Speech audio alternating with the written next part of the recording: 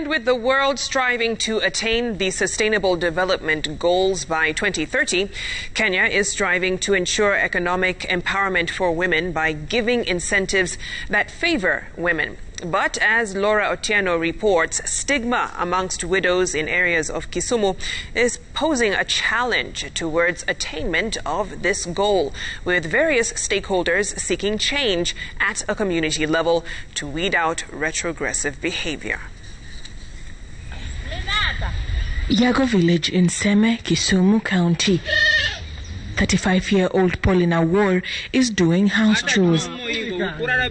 Though maintaining an optimistic approach, Pauline says life took a turn for the worse when her husband died in 2013, leaving her with 4 children, her youngest having been a year old at that time. Saa zingine nitaenda kuleta kuni, ukikuja naye hapa huwezi pata customer yenye anachukua, atalala tu na watoto njaa.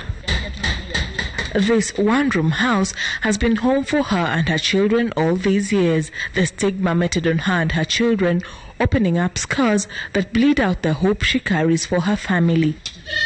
Pauline tells us she managed to save 7,000 shillings to buy 2 goats and a cow, with the milk helping her to offset school fees for her firstborn son, who is a Form 3 student at a boarding school.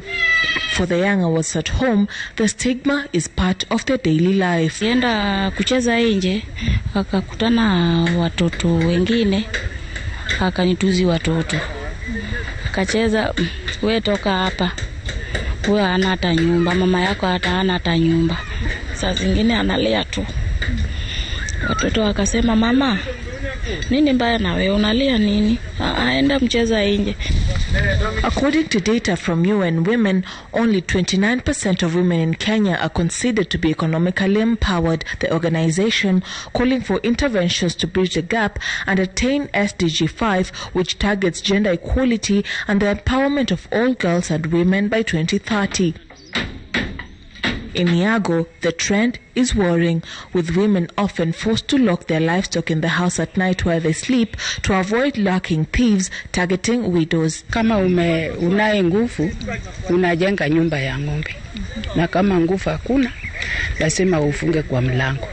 Ndio unaweza kukaa naye.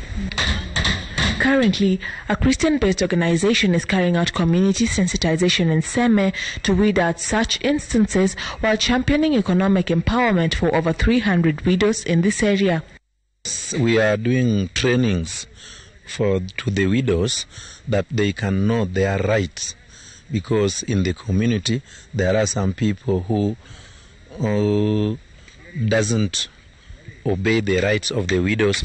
As Kenya strives to walk the high road of gender parity, economic empowerment has been viewed as a major factor in bridging the gap to ensure gender equality and avoid stigma that is meted along gender-based lines. Laura Otieno, Citizen TV, Kisumu County.